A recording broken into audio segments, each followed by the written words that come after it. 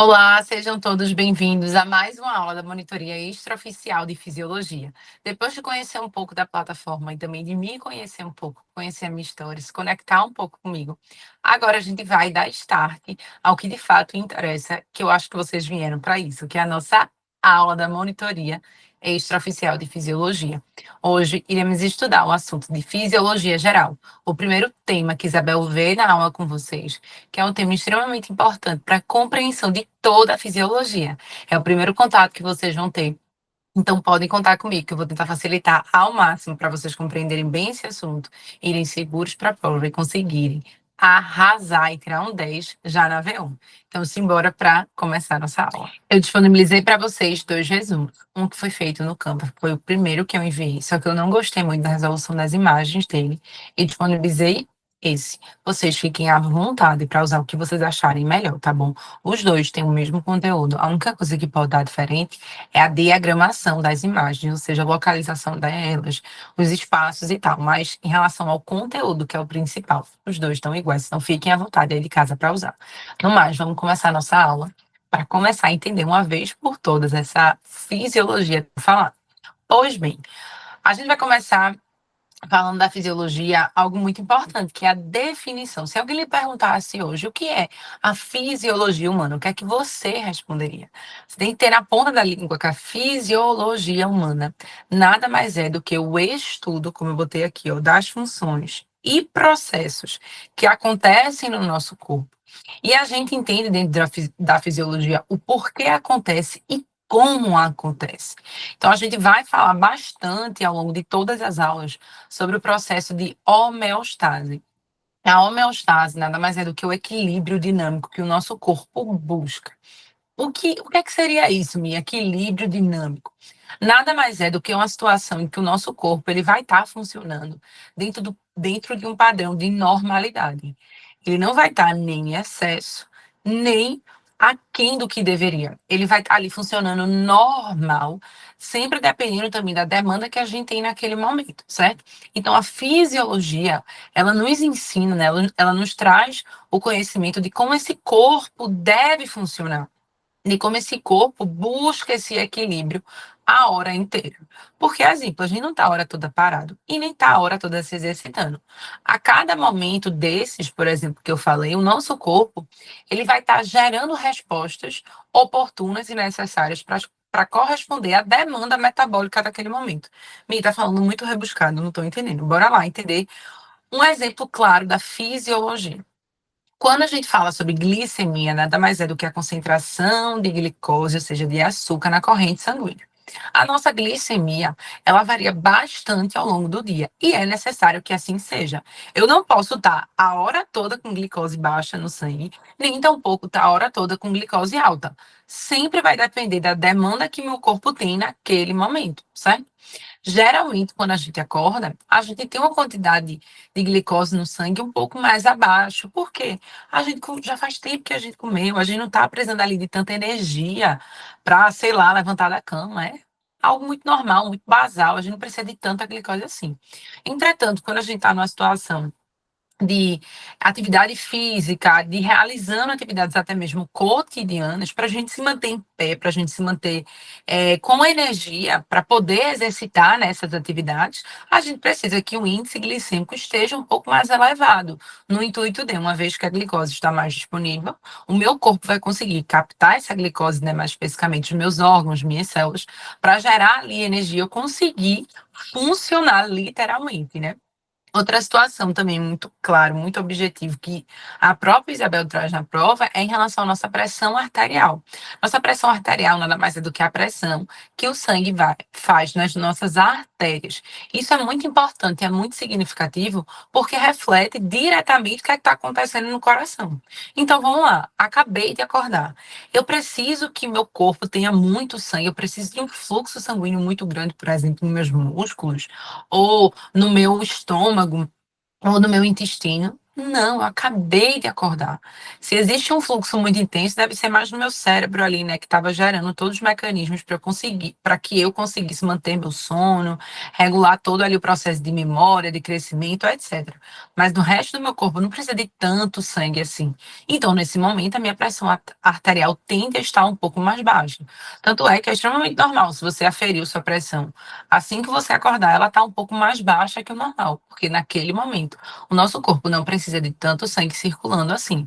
Já em situações de um exercício físico intenso, em situações até mesmo de estresse, de medo, de luta, de fuga, a gente precisa ter muito mais sangue fluindo pelo nosso corpo. A gente precisa que esse sangue chegue na nossa musculatura, precisa que esse sangue chegue em vários locais para que a gente consiga sair daquela situação, ou até mesmo para que a gente consiga realizar a atividade física, certo?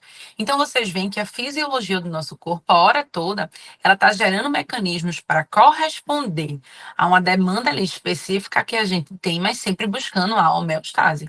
Até porque quando a gente cessa, por exemplo, uma atividade física, a gente não vai ficar com essa pressão aumentada por muito tempo. Se a gente tiver isso, é porque a gente tem uma doença chamada hipertensão arterial sistêmica. Mas se a gente está falando em doença, a gente não está mais falando em fisiologia, a gente está falando em fisiopatologia. Isso daí é para vocês no futuro, lá no terceiro período, mais especificamente quando começam a ver patologia, no quarto também, vão entender isso ainda melhor. Mas aqui em fisiologia a gente busca esse equilíbrio, certo? Corresponder às demandas que o nosso corpo tem momentaneamente. Então, sejam muito bem-vindos à fisiologia. Vocês vão aprender muitos mecanismos fisiológicos que são muito importantes para a compreensão geral dessa matéria. Beleza? Em relação ao feedback, acredito que Isabel também já falou para vocês isso em aula. Vocês vão entender muito mais ao longo das aulas, mas o feedback nada mais é do que esse equilíbrio dinâmico que eu falei agora no início, né? Essa busca constante pelo equilíbrio dinâmico. Isabel com certeza falou sobre feedback negativo para vocês. O que é que seria o feedback negativo? Vou dar um exemplo para facilitar ainda mais a compreensão. Feedback negativo se dá quando em algum momento, o nosso corpo está em extremos e a gente precisa compensar isso para voltar à normalidade. Como assim, Brela? Estou lá na minha atividade física, certo?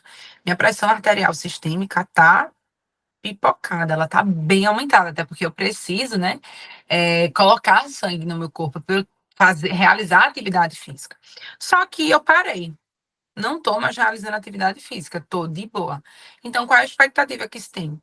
Que essa pressão, ela diminua, ela dê uma queda, certo? Perfeito.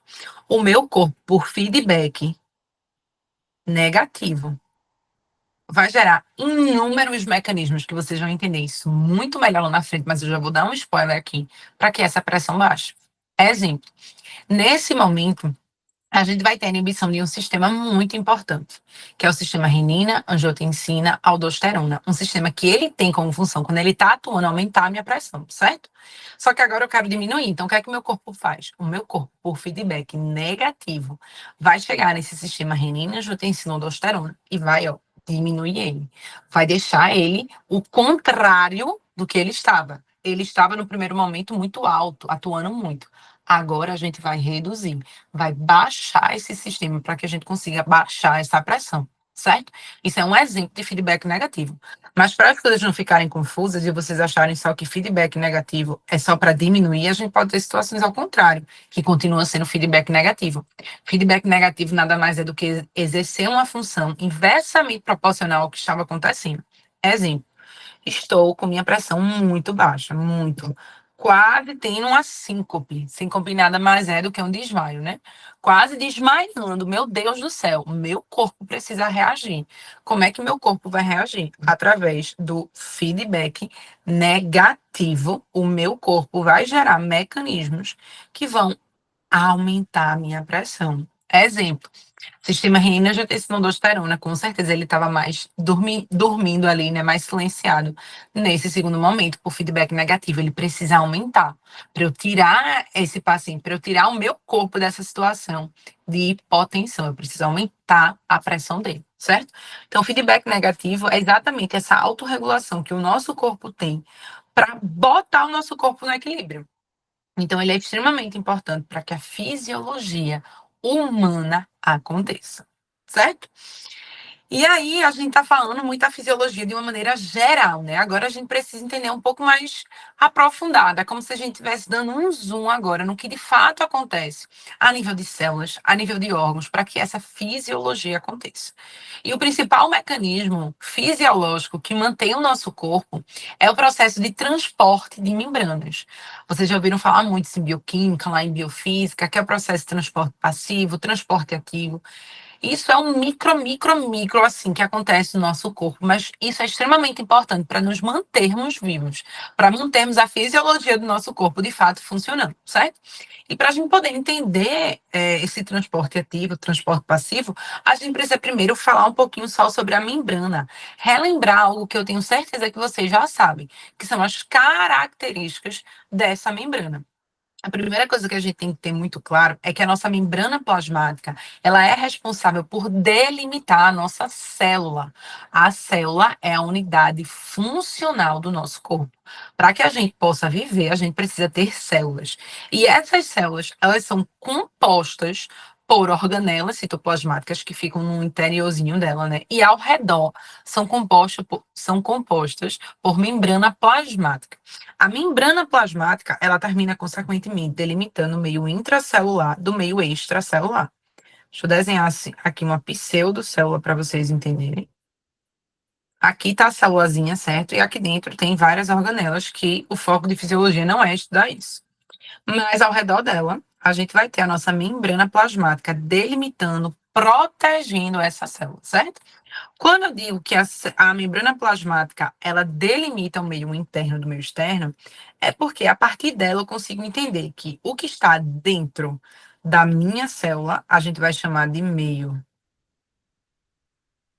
intracelular. E tudo que está fora da minha célula é o meio extracelular. Mira, que leseira, para que eu preciso saber disso? Porque a regulação desse meio extracelular e do meio intracelular é extremamente importante.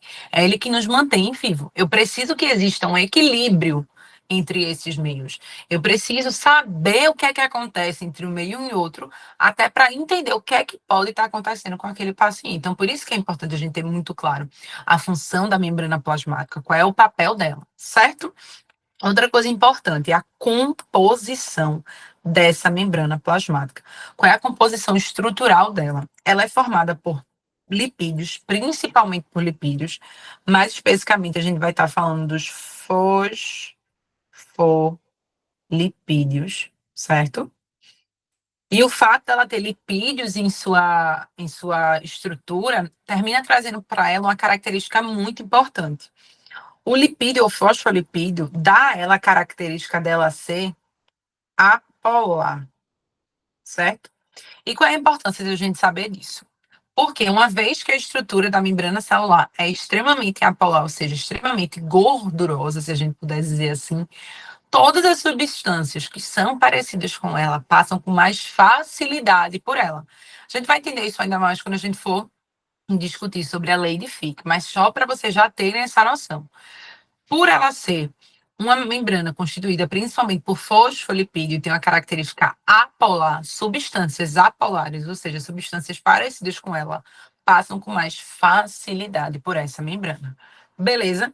Mas ela também vai ter proteínas, carboidratos, e todas essas estruturas são importantes para a sua composição. De maneira bem objetiva e bem direta, Isabel não cobra isso em prova. Ela nunca cobrou e acredito que não seja a ideia dela cobrar, certo? Esse iniciozinho é muito mais para uma obtenção de conhecimento e uma construção, na verdade, do conhecimento para vocês do que necessariamente algo que cai verdadeiramente em prova. E aí eu já faço um adendo. Um diferencial da nossa monitoria é que as nossas aulas, elas são mais focadas no que de fato cai na prova. Óbvio que eu vou ver a maioria dos tópicos com vocês. A gente realmente vai aprender fisiologia, mas vocês vão ver que em alguns momentos eu vou passar mais rápido por alguns tópicos, ou até mesmo não vou ler. Porque eu acredito também que uma vez que vocês têm o material, tem a aula dela, vocês conseguem também fazer esse estudo individualizado. A ideia da monitoria é criar uma aula mais dinâmica, mais objetiva e bem mais assertiva em relação à prova. Até porque nenhum de vocês está pagando para assistir mais 2, 3 horas de um assunto, de uma aula que Isabel já dá, por sinal, muito bem. A monitoria, como qualquer outra monitoria, está aqui para facilitar o processo, para direcionar, para mostrar para vocês o que é que mais cai, certo?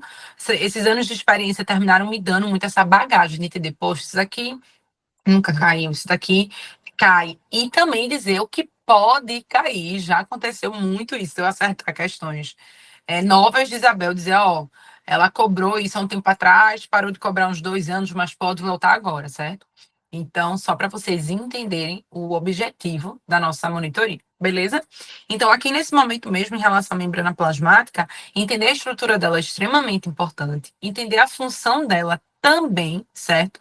Mas não é muito isso que cai em prova. O que de fato cai em prova é o que a gente vai começar a ver agora, quando a gente for falar de transportes transmembranários. Se você não estava prestando atenção na aula, acorda, porque agora você tem que saber tudo que eu vou falar aqui, obviamente. O que cai em prova, eu vou dizer, ei, bota um asterisco aí, bota do lado, cai em prova, porque cai, não deixa de anotar as minhas dicas. A gente já entendeu o que é a fisiologia, já entendeu a estrutura da membrana, agora a gente vai entender o que é que acontece com essa célula, com essa membrana que gera todo esse processo de equilíbrio aí que eu falei, né, de homeostase, a importância que é entender o transporte transmembrana.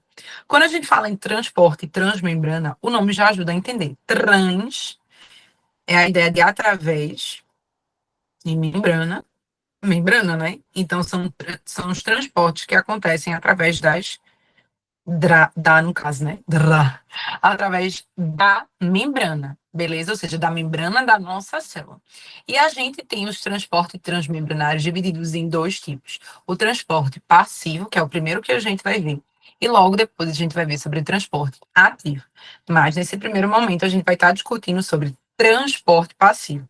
A primeira coisa que você tem que ter clara na sua mente, que eu acredito que muitos de vocês têm, porque a gente vê esse assunto em cursinho, a gente vê esse assunto em biofísica, a gente também vê em bioquímica, então não é algo tão distante assim da realidade de vocês. É que o transporte passivo, a gente não tem gasto de energia metabólica, ou seja, a gente não tem quebra de ATP. A gente não precisa quebrar ATP para gerar energia. Entretanto, aqui em fisiologia, a gente vai adicionar um conhecimento que talvez não foi visto em bioquímica, biofísica ou no cursinho, que é o seguinte: apesar da gente não gastar energia, não quebrar ATP para gerar energia, a gente tem energia sim. A energia potencial que se transforma em energia cinética. E isso daqui já caiu em prova. O que é isso, Mirella? Não entendi. Bora lá entender. Eu gosto de usar essa fotinha aqui da osmose. Não estou falando de osmose agora, vou até apagar isso daqui, mas não precisa apagar aí não, é só para vocês não se confundirem, tá? Mas isso aqui termina me ajudando muito a mostrar para vocês essa ideia de energia cinética e energia potencial. Vamos aqui para esse primeiro momentozinho, certo? O que é que acontece aqui? Aqui a gente tem um meio A e um meio B. Isso aqui nada mais é do que a representação do que seria o meio interno e o meio externo de uma célula e a membrana aqui no meio, certo? O meio B, ele está muito mais concentrado do que o meio A. Vocês concordam comigo? O que é estar concentrado? Ele tem muito mais soluto, ou seja, muito mais bolinha do que o quadradozinho aqui A.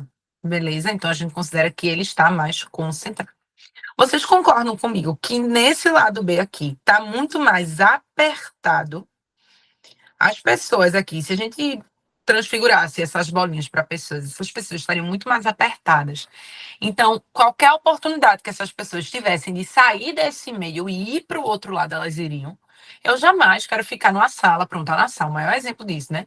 Cada vez mais aluno e as salas cada vez mais apertadas. Então, quando a sala está muito apertada, o que é que você quer? Você quer sair daquela sala. Então, a primeira pessoa que abrir a porta, todo mundo vai sair, porque ali está muito apertado. A ideia de estar muito apertado nada mais é do que a ideia de energia potencial, certo? Energia potencial, a gente viu lá em física, é uma energia armazenada. Tem muita gente ali, tem muita energia, muita gente falando, é muito caos. Meu Deus, a primeira oportunidade que essa porta abrir, essa energia potencial, essa energia armazenada, ela vai se transformar em energia cinética. E aí, energia cinética é a ideia de movimento, certo? Ou seja, dentro do transporte passivo, a gente não tem quebra de ATP, a gente não tem a bomba de sódio e potássio ali atuando para gerar energia e gerar o movimento da substância, realmente não tem. Mas a gente tem energia sim, é uma energia mais orgânica ali. É uma energia que a gente diz que a transformação da energia potencial em energia cinética.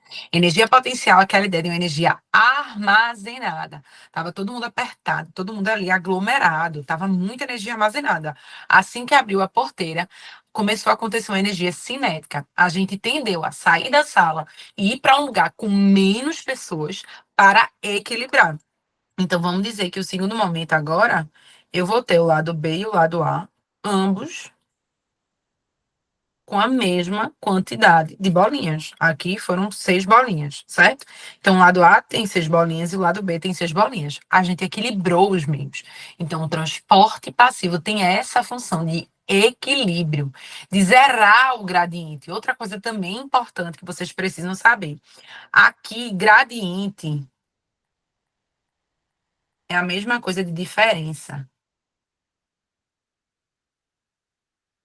Vocês concordam comigo que aqui esses meios, eles são diferentes um do outro? Enquanto esse aqui tem milhares, tem, sei lá, vou botar 20 bolinhas, aqui só tem 5 bolinhas. Então eu tenho uma diferença, eu tenho um gradiente de concentração. Os lados não são iguais, eles são diferentes. Então isso é gradiente, mas o transporte passivo, que é um transporte que ele vai fazer com que essa energia potencial se transforme em cinética e que a gente tenha um equilíbrio dos meios, ele acaba com esse gradiente, porque no final eu vou ter a mesma quantidade de bolinha de um lado e a mesma quantidade de bolinha do outro, certo? Então, outra coisa importante, outro conceito que Isabel já cobrou em prova também foi a ideia de que transporte passivo zera o gradiente. Beleza? E também tá aqui, ó. Tende a igualar os meios, ou seja, acaba com o gradiente, ou zera o gradiente, beleza? Então, também isso daqui já caiu em prova. O asteriscozinho vai ser para vocês saberem. Isso já caiu em prova, certo? Confesso que esse segundo tópico aqui, para algumas pessoas, ele foi um pouco difícil de entender na hora da prova, de lembrar, na verdade, né? Porque a hora toda a gente vê. Transporte passivo é sem uso de energia. Desculpa, é sem gasto de energia. E isso tá certo. Se Isabel colocar essa frase por si só na prova, você tem que dizer que isso tá errado, até porque essa frase é muito genérica. Mas caso ela diga que o transporte passivo faz uso de energia, é, uso não, transforma a energia potencial em energia cinética, tá verdadeiro. Se ela cobrar na prova a ideia de energia em transporte passivo, ela vai especificar que é a energia potencial sendo transformada em energia cinética, certo? Mas se ela colocar só energia, sem detalhar, tá errado, só também para vocês não confundirem, beleza? E dentro de transporte passivo, a gente tem que saber que ela também ama cobrar em prova os exemplos de transporte passivo. O exemplo que com certeza vai ter na MA, na MB, na MC é difusão simples. Mais especificamente, a lei de Fick. Você tem que saber isso. Você não pode ir para a prova sem ter muito bem na sua cabecinha decorado essa equação. E, na verdade, não é nem decorar ela, mas é de fato entender. O que é, primeiro de tudo, o que é difusão simples? Difusão simples nada mais é do que a passagem de uma molécula livremente pela membrana. Nesse momento, a gente não vai ter nenhuma ajuda. É a molécula passando pela membrana mesmo, certo? Na verdade, deixa eu desenhar de amarelinho. A molécula vai estar aqui, ó, nesse lado e quer passar para dentro. Ela não vai ter proteínas canais, não vai ter proteína carreadora, nada, nada. Ela passa livremente. E aí já uma perguntinha que eu falei para vocês em um momento atrás. Qual é a característica que essa substância tem que ter para passar bem fácil por essa membrana? Quem lembra aí? Quem falou que ela precisa ser apolar, acertou. Quanto mais parecida ela é com a membrana plasmática, ou seja, quanto mais lipídios ela tiver, quanto mais ela tiver uma característica, né, parecida com lipídio, mais fácil ela passa. Isso daí vocês podem até fazer uma analogia, né? Eu gosto sempre de fazer essa analogia. Quanto mais parecido um amigo ou uma amiga é com você, muito mais fácil vocês dialogarem, muito mais fácil vocês conviverem, certo? É a mesma coisa aqui. Quanto mais parecido uma substância é com essa membrana, mais fácil ela vai passar por ela, certo? E aí a gente precisa entender a lei de Fick, que nada mais é do que a exemplificação de difusão simples, ou seja, a capacidade que uma substância vai ter de se difundir. Difundir é passar, tá? Passar do meio externo para o meio interno nessa célula, certo? E o que é que a lei de Fick me traz? Ele traz alguns parâmetros que a gente precisa avaliar dessa substância para entender, poxa, essa substância ela tem uma taxa de difusão alta ou ela tem uma taxa de difusão baixa. Então tá aqui, ó. TD é taxa de difusão, beleza? A taxa de difusão é igual a gradiente de concentração vezes a área superficial da membrana vezes permeabilidade sobre a espessura da membrana. Eu vou falar aqui, mas depois eu vou botar uma imagem para vocês entenderem ainda melhor. Vamos lá. Gradiente de concentração nada mais é do que a quantidade que a substância tem aqui do lado de fora para poder entrar. E o que é que essa lei me diz? Quanto maior o gradiente de concentração, ou seja, quanto mais substâncias tem aqui desse lado para passar, maior vai ser a taxa de difusão. O que é que o corpo entende? Se tem muita gente tentando entrar, ou até mesmo a ideia da sala, né? Muita gente querendo sair daquela sala, com certeza, assim que abrir a porta, o fluxo vai ser muito mais intenso. A galera não vai devagar. Ah, peraí, deixa eu pegar a minha bolsa. Não, meu amigo. Você já tá com a bolsa nas costas, você já tá com um ataco na mão para correr. Você quer sair daquele lugar. A mesma coisa acontece aqui no nosso corpo. Então, ó, quanto mais substâncias tiver aqui para entrar nessa célula, para gerar essa difusão, maior vai ser a taxa de difusão. Beleza? Segundo ponto, área de superfície. Quanto maior a área de superfície, maior a taxa de difusão. Vamos mais uma vez para a ideia da sala. Poxa, se for só uma portinha daquela da sala para todo mundo sair da sala, vai ser muito mais difícil. Mas se for um portão gigante, você passa muito mais fácil. Aqui é a mesma coisa. Quanto menorzinha aqui a célula, a taxa de difusão é um pouco mais lenta, mas quanto maior, ou seja, quanto maior essa área aqui, né, de superfície, para entrar na célula, ela entra mais fácil. A lógica é o tamanho do portão. Quanto maior o portão, mais fácil a gente passa, né? Quanto menor o portão, mais difícil a gente passa. Então, é diretamente proporcional à taxa de difusão. Permeabilidade ou solubilidade é a ideia de parecer. Como assim, Mirella? Quanto mais apolar, ou seja, quanto mais lipossolúvel for uma substância, mais fácil ela passa por essa membrana. Como assim? Lembra que eu falei lá em cima que a membrana é composta principalmente por fosfolipídios?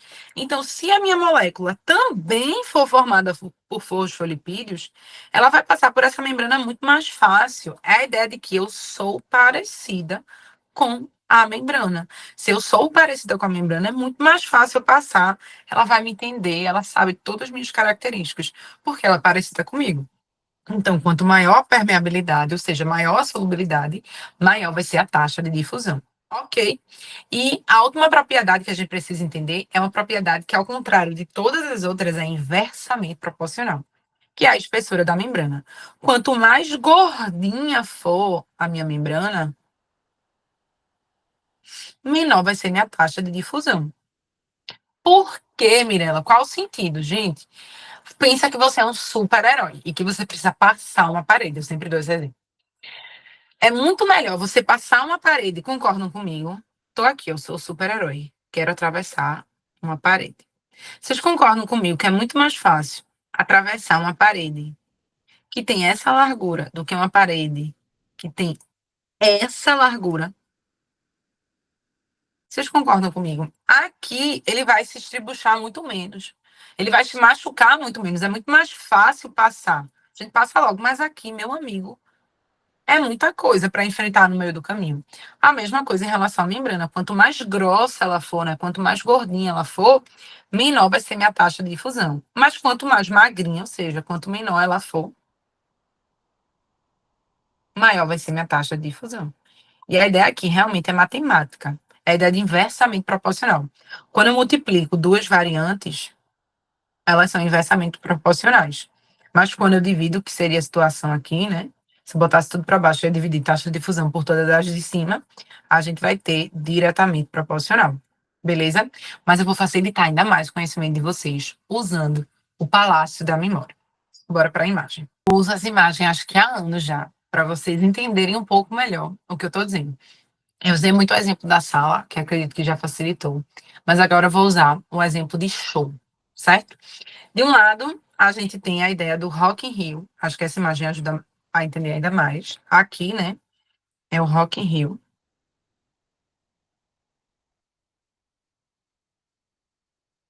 E aqui é o show de Zezinho, beleza? A ideia de que no Rock in Rio a gente tem uma quantidade de gente muito grande, a gente tem um espaço muito grande. Então, para que eu consiga fornecer o melhor que eu posso para os meus clientes, né? Já vão pensando que eu sou a empresária do show, eu preciso ter todo o espaço adequado para receber essas pessoas. No show de Zezinho, a mesma coisa, né? Eu tenho bem menos gente, tenho um espaço bem menor, porque eu não preciso de tantas questões para ter uma taxa de difusão, uma taxa de entrada de pessoas tão grande. E aí, qual é a ideia aqui, para vocês entenderem ainda melhor? Quando a gente fala lá, né, de taxa de concentração, é a quantidade de substância que tem para entrar, que tem no meu externo para entrar na minha célula, certo? Então, vamos imaginar que meu interno é aqui, intracelular, vou botar, e aqui é o meio extracelular, beleza? No meio extracelular, vamos falar primeiro do Rock in Rio. A gente tem uma situação, o primeiro ponto que eu quero falar com vocês é a área, não, desculpa, é a concentração de substância, né?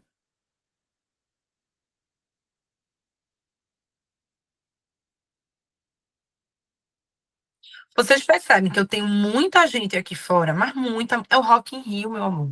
É muita gente para entrar. Então, assim que abrir o portão, essa galera vai entrar com tudo. A taxa de difusão, a taxa de passagem vai ser gigante. Então, quanto maior a minha concentração de substância aqui, certo? Maior vai ser a passagem, ou seja, maior vai ser a taxa de difusão, beleza? Outra coisa importante, os meus portões. Eu preciso que os meus portões sejam largos, né? Sejam expandidos para que eu consiga entrar com muito mais facilidade. E de fato é, quando a gente pensa no Rock in Rio, né? A gente vai pensar naqueles.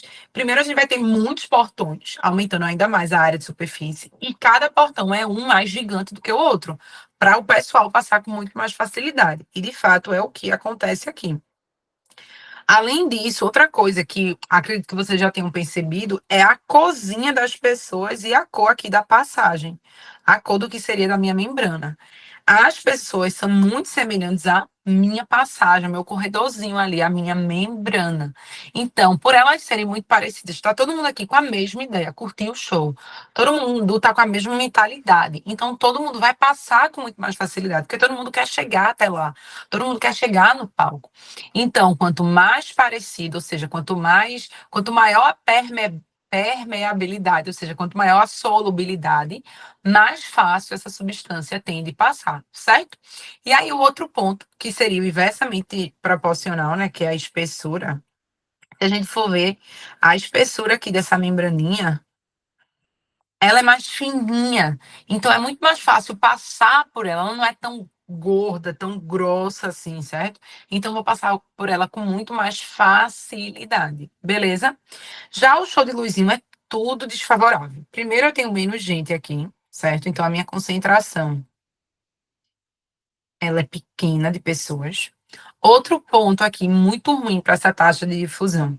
A gente vai ter uma área de superfície um pouco menor, a gente só tem duas portas, aqui a gente tem três. Aqui a gente só tem duas, então a área de superfície não é tão boa assim, certo? E o terceiro ponto aqui, o pessoal não tá com a mesma mentalidade, porque eles vieram só para beber, só para curtir entre amigos, não vieram para assistir o show de Luizinho. Então, enquanto o Luizinho é amarelinho aqui, a passagem até o show é amarelinha, ó, as pessoas são azuis, ou seja, as pessoas são hidrofílicas, Luizinho é lipofílico, água com óleo não se mistura. Então, aqui a taxa de difusão vai ser muito menor. E, além disso, a espessura, né, da membrana, ou seja, a espessura aqui para passagem, para chegar até o show de Luizinho, ela é muito maior, é muito mais gorda. Então, não vai passar com tanta facilidade. Então, aqui a taxa de difusão ó, é bem baixa e aqui a taxa de difusão é bem alta. Palácio da memória, para quem não sabe, é uma das formas que eu uso para tentar fazer com que vocês captem ainda mais as informações. Eu pego imagens estranhas, um pouco incomuns da realidade, e eu coloco o nosso assunto dentro dela. Uma vez que a gente tem essa associação, termina aqui na prova, parece besteira, vocês terminam lembrando da imagem, associando e conseguindo acertar, beleza? Então, bora voltar para o resumo para dar continuidade ao tema. Depois de difusão simples, uma vez que a gente já entendeu lei de Fick, a gente vai agora falar sobre difusão iônica. Todo mundo, não sei porque, todo mundo não, né? A maioria das pessoas confunde muito difusão iônica, achando que ela é transporte ativo. Preste atenção. Difusão iônica é um exemplo de transporte passivo. Então, preste atenção, não é ativo, certo? Difusão iônica, o nome já diz, né? É a difusão de eletrólitos, ou seja, de íons, é a passagem de íons. Só que os íons, apesar de eles serem pequenos, eles possuem carga. Então, eles não conseguem passar livremente pela nossa célula. Eles precisam de uma pontezinha, eles precisam de algo para ajudar, para facilitar. E quem vai fazer isso são as proteínas canais. Cuidado com isso. Proteína canal é difusão iônica. Proteína carreadora, a gente vai ver já já, é difusão facilitada. Então, cuidado com essa ideia. Proteína canal, difusão iônica, certo? E aí, dentro dos exemplos de proteínas canais, porque a gente não só tem um tipo de proteína canal, a gente só tem um tipo de íon, a gente vai ter alguns exemplos. Isabel cobra isso em prova, então se liga. Ela cobra no detalhezinho. Quem for para a aula de revisão, que por sinal é fantástica, recomendo muito você a participar. Eu vou mostrar exatamente como é que ela cobra, porque eu vou dar esse assunto aqui, e lá em sinapse eu vou relembrar, porque lá ela cobra isso daqui, beleza? Canais iônicos. Os canais iônicos, eles são responsáveis pela passagem do íon, né, do meio extracelular para o meio intracelular, bem como também do meio intra para o meio extra, beleza? E aí a gente vai ter os canais iônicos dependentes de ligante, os canais iônicos dependentes de voltagem e os canais iônicos mecanicamente controlados. A gente tem outros, mas os que Isabel gosta de cobrar em prova, que ela de fato dá pra gente, são esses três. Mirella, eu não entendi ainda o que seria, né, uma proteína canal. Bora lá, mais uma vez, vou desenhar aqui a minha célulazinha, beleza? Com a minha membraninha. O meu íon, para ele poder passar tranquilo, sem se estressar, sem ter nenhum problema, ele precisa. Eita, era vermelho. Ele precisa de uma proteínazinha canal. E o que é que essa proteínazinha canal faz? Facilita a passagem desse abençoado. Então, já que essa daqui é a mesma cor do positivo, o positivo vai passar aqui de boa. Beleza? Enquanto o outro vai passar por aqui. Ok? É um facilitador. Ele vai permitir que esse íon entre sem muito problema. É tipo uma ponte. Estou precisando passar de um lugar para outro, mas tem um rio no meio, não quero nadar. Por bota a ponte, né? A ponte vai ajudar você a passar sem se prejudicar. Mesma coisa aqui da proteína canal, beleza? E aí, quais são os tipos? A gente vai ter as proteínas canais dependentes de ligante. O que é que seria isso? A minha proteína canal, para que ela funcione, ela precisa se abrir, concorda comigo? Como é que meu íon vai passar se essa proteína tiver fechadinha? Se esse canal, se essa pontezinha tiver fechada, como é que ela passa? Então, primeiro, ó, ela tá aqui, fechadinha no mundinho dela. Aí chega a minha carninha positiva. Ei, tô querendo entrar, vamos dizer que é sódio. Beleza, mas para tu entrar, eu sou um tipo diferente. Eu dependo de um ligante. Então, tu não vai entrar de boa. Tu precisa me alertar, eu preciso abrir.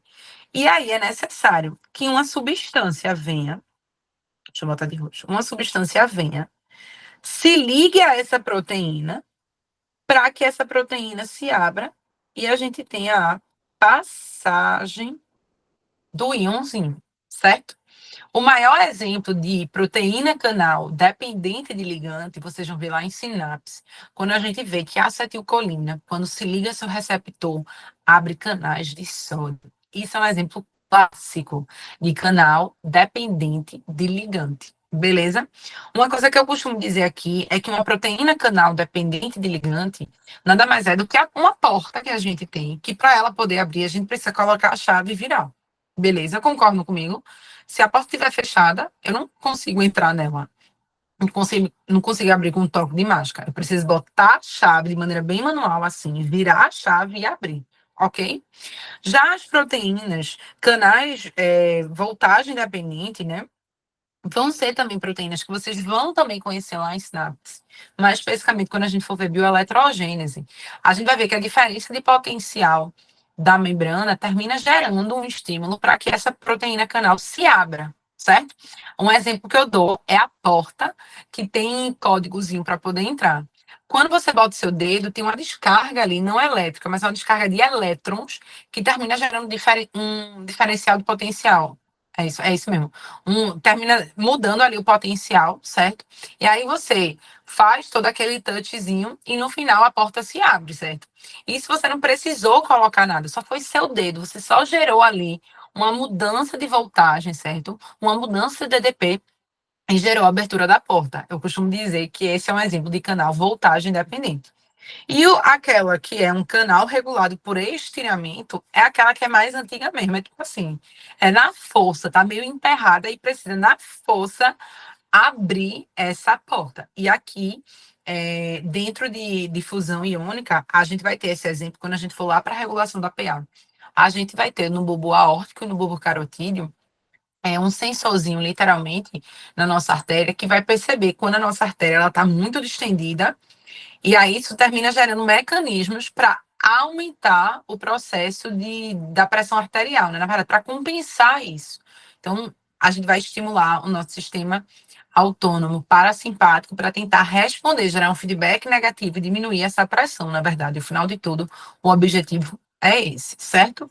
Então, as proteínas canais, a gente tem de três tipos, dependente de ligante, voltagem dependente e canais regulados por estiramentos. O que Isabel mais gosta de cobrar em prova são esses dois, e ela cobra isso dentro de sinapse. Fiquem tranquilos que eu vou ensinar para vocês exatamente como é que ela cobra em sinapse. Beleza? Então, difusão iônica é isso que vocês precisam saber. Bora agora para a difusão facilitada. Difusão facilitada ainda é um exemplo de transporte passivo, certo? Qual vai ser agora a diferença? A diferença aqui, difusão simples, são moléculas que são pequenas ou moléculas que são lipofílicas e passam tranquilamente pela membrana celular, beleza? Difusão iônica é a passagem de íons, ou seja, de moléculas com carga de maneira passiva. Já a difusão facilitada são aquelas substâncias que são maiores. Elas não são iônicas, nem são lipossolúveis. São aquelas que ficaram no meio do caminho, tá? Mas como é que ela vai passar? A glicose é uma molécula grande. Como é que ela vai entrar na célula? Ela precisa de ajuda, ela não vai conseguir passar livremente porque ela não é uma substância com característica lipofílica, ou seja, polar. Ela não vai passar pela proteína canal porque ela não é iônica, mas ela precisa passar de alguma forma. E aí a gente entra em difusão facilitada. Na difusão facilitada, a gente vai ter as proteínas carreadoras, sendo as pontezinhas, ou seja, aquelas que vão favorecer a passagem dessas substâncias para o meio intracelular. Só que qual é a grande questão da proteína carreadora? Ela diz: olha, eu vou até lhe ajudar, mas eu tenho um limite. Eu sou plena, sou absoluta. Sou herdeira, eu não trabalho tanto assim, não. Tudo para mim tem limite. Então, a característica das proteínas canais é que elas vão ter especificidade, seletividade, competição e saturação. O que é que isso significa? Quer dizer que o maior exemplo de difusão facilitada é o transporte de glicose. A glicose ela é transportada para dentro das nossas células através da GLUT2. Vocês também vão descobrir que ela também é transportada pela SGLT2. Mas vamos falar agora de GLUT2 e GLUT4. Dentro da maioria das nossas células, a GLUT4 é a que vai ser responsável por captar essa glicose e armazenar nas células e também ser usada nas células, certo? E como é que isso acontece? A GLUT vai colocando glicose para dentro, vai colocando, vai colocando. Só que vai chegar um momento que todos os receptorzinhos dessa GLUT, ou seja, todos os lugares onde a glicose poderia ficar ali, esperando para entrar, já estão saturados. É tipo, você chega para uma consulta e todas as cadeiras já estão com o paciente, certo? E aí a médica vai dizer, ó, eu só vou atender quem está sentado. Quem estiver em pé beijo e abraço, não vou atender. Então você tem que ir embora, porque não adianta. Nem que você tente, a médica não vai lhe atender. A mesma coisa acontece quando todos os locaizinhos da minha proteína carreadora estão com glicose. E aí ela diz, ó, não adianta mais colocar glicose, eu não vou colocar para dentro. Eu tenho meu limite, eu não vou atender mais do que eu posso. E aí por isso que a gente diz que a proteína carreadora é uma proteína que ela é específica, seletiva, ou seja, não é todo mundo que vai passar aqui, certo? Ela satura, ou seja, chega um momento que ela não vai mais pegar ninguém. Se tá todos os lugares ocupados, não adianta vir mais, porque não vai mais entrar. E o terceiro ponto é competição. Quem chegar primeiro pega o lugar. Então, as glicoses que chegaram primeiro vão entrar nas células que não chegaram, não vão entrar, certo? E por que eu tô falando isso? Parece uma besteira, mas é porque a Isabel já colocou esse gráfico aqui na prova, certo? E ela tira um nomezinho aqui e pergunta o que o gráfico representa. Esse gráfico aqui em vermelho, ele representa a difusão facilitada. Porque o que é que seria isso daqui? Seria a concentração de uma substância e a difusão dela. É como se aqui fosse a difusão e aqui a concentração da substância. Porque o que é que acontece? Eu vou aumentando a concentração, certo? Aqui, gradativamente, e de fato a difusão vai aumentando, ou seja, a entrada dessa substância na minha célula vai aumentando. Mas chega um momento que eu posso atolar o que eu quiser, eu posso botar muita glicose. A minha proteína carreadora já chegou no limite dela. Não brigue com ela, não me perturbe.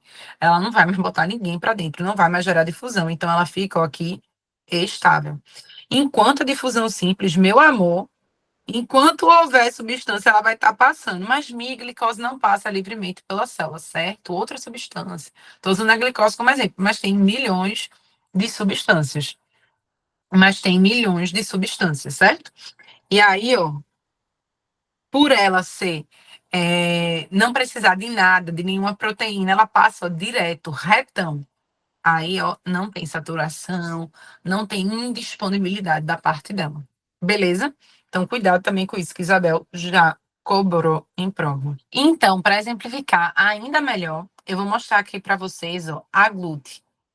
Mais especificamente, a GLUT4, ela transporta glicose e galactose na célula muscular esquelética. Isabel ama cobrar glúten, tá? E daí ela bota na prova de maneira muito direta, muito objetiva. A GLUT4, ela é responsável pelo transporte passivo de glicose. Isso tá verdadeiríssimo, beleza? Então tem que saber isso na hora da prova. Ela ama cobrar transporte de glicose. Quando chegar a SGLT2 é outra que ela, assim, adora. Então, tem que saber que GLUT4 está relacionado a isso, ok? E aqui, ó, tá o exemplo. Canal proteico, ou proteína canal, né? A passagem de íons aqui, certo? Por ela. Já a proteína carreadora, ela tem todo um caqueado para poder, de fato, funcionar. Primeiro, o componente entra aqui nela, e daí se fecha, a parte de cima fecha, para depois a parte de baixo abrir e passar a substância. Então, você vê que a proteína carreadora ela é cheia de para que isso, né? Ela tem saturação, especificidade, seletividade, enfim. Osmose você já conhece, a Bel não cobra muito em prova, cita na aula, mas não cobra, que é a passagem de água através da membrana, né? E mais especificamente, a água, diferentemente do soluto, ela passa do meio menos concentrado para o meio mais concentrado, numa tentativa de equilibrar ali, né? De gerar uma homeostase. Beleza? Vamos agora entrar em algo também que ela cobra bastante em prova, que é transporte ativo. Diferentemente do transporte passivo, o transporte ativo, a gente vai ter quebra de ATP para gerar energia, para que esse transporte de fato aconteça, certo? Outra coisa importante que a gente falou em passivo, precisa relembrar no ativo. Enquanto no passivo eu acabo com o gradiente, né? Para que o passivo aconteça, eu tenho primeiramente o gradiente ali gerando, certo? Mas a consequência dele é zerar o gradiente. No final, eu vou igualar os meus. No transporte ativo é o contrário. Ele, na verdade, ele não, nunca iguala os meus. A função dele sempre é deixar um meio diferente do outro. Enquanto no transporte passivo, eu falei para vocês aqui, ó, que um meio, né, ficar com 6 bolinhas e o outro fica com 6, aqui, meu amigo, transporte ativo, o quanto ele puder deixar esse meio com 20 e esse com 5, mais ele vai deixar. É isso que ele faz, beleza? Ele não gera igualdade aqui do gradiente. Ele não anula, no caso, o gradiente, né? Ele gera, ele deixa esse gradiente, ou seja, a diferença ainda maior, ok? E dentro de transporte ativo, a gente tem transporte ativo primário e transporte ativo secundário. Quando a gente fala de transporte ativo, quer dizer que a gente está quebrando a ATP e gerando essa diferença de gradiente. O maior exemplo de todos que vocês conhecem muito bem é a bomba de sódio e potássio. É o maior exemplo, a melhor definição de transporte ativo, certo? Mais especificamente de transporte ativo primário. O que seria a ideia do transporte ativo primário? O transporte ativo primário é o transporte que gera gasto de ATP de maneira direta. Eu quebro o ATP, eu consumo a energia dele ali, na hora, sem muita firula. É isso e acabou, certo? Então, a bomba de sal de potássio, ela faz exatamente isso, ok? Já o transporte ativo secundário, ele é um pouco mais rebuscado. O que é que acontece? Eu vou ter um primeiro momento, o transporte ativo primário atuando, gerando ATP, e pegando carona nesse ATP, eu vou ter um segundo momento de transporte. Então, a gente diz que o gasto de ATP no transporte ativo secundário é indireto, enquanto no ativo primário é direto. Eu quebro aqui o ATP, eu consumo ele, eu gero já energia. No transporte ativo secundário é um gasto indireto. Ambos vão ter a função de não igualar os meios, de aumentar gradiente, certo? E de gastar ATP. A diferença é que no primário o gasto é direto e no secundário o gasto é indireto. Mirela, como assim? Me dá um exemplo. O maior exemplo de todos que você tem que ir para a prova sabendo, isso cai na MA, na MB, na MC, é da SGLT2. Isabel perguntou na prova, meu amigo, você não pode titubear. Mas me tinha outra questão que dizia, não tem como errar. SGLT2 é transporte ativo secundário. Qual a função da SGLT2? Reabsorver glicose. O que é reabsorver, Mi?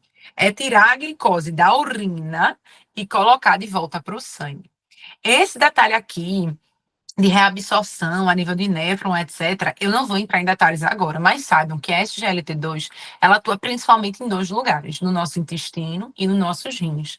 E a função dela é pegar a glicose, que poderia ir para fora do nosso corpo, certo? E colocar no nosso sangue de volta. Essa é a função da SGLT2. É importante que ela aconteça para que a gente tenha um equilíbrio de glicose no nosso corpo. Ok? Se você entendeu isso, você já acerta uma questão na prova, mas eu vou explicar como é que a SGLT2 trabalha. Se no final você não entender como a SGLT2 funciona, não tem problema. O que você tem que saber é que a SGLT2 é transporte ativo secundário e que é um cotransporte. Mirella, o que é isso? Eu já estou nervosa. Vou te explicar. Então, vamos que é o mecanismo de ação aqui. Tudo começa aqui com a minha bomba de sódio e potássio. Aqui eu vou ter quebra de ATP, vou ter energia aqui sendo fornecida, certo? Eu vou ter o gradiente de concentração sendo gerado. Que gradiente é esse? A minha bomba puxa sódio para o sangue e joga potássio para a urina, certo? Quando ela está aqui puxando esse sódio, gerando esse gradiente, consequentemente aumentando esse sódio também aqui no meu sangue, ela termina também puxando da urina.